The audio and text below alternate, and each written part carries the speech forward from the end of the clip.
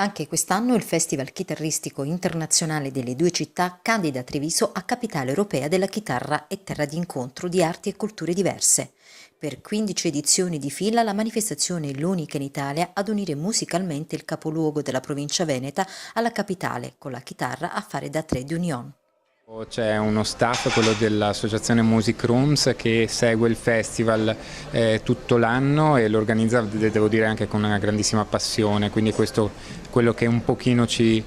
contraddistingue per realizzare una manifestazione che diventa anche proprio sentita nella città di Treviso, ma che va anche distante dalla nostra provincia. Per esempio a Roma saremo al Teatro Flaiano, uno dei teatri più storici di Roma, dove era di casa Fellini, Anna Magnani e tutti i più grandi attori e musicisti dagli anni 50 fino ad oggi, quindi c'è anche un motivo d'orgoglio che ci porta a Roma attraverso una manifestazione così articolata.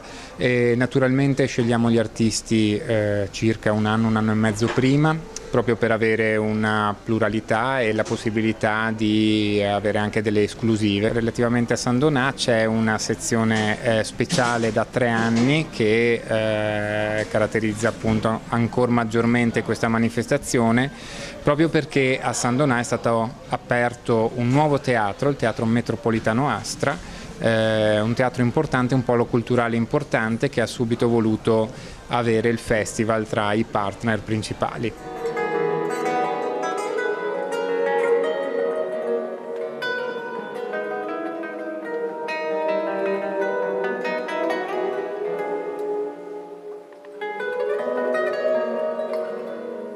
Sei anche un musicista, tra l'altro di fama internazionale, sei insomma nella rassegna. Come fai a dividerti tra l'organizzazione del festival e i tuoi impegni personali?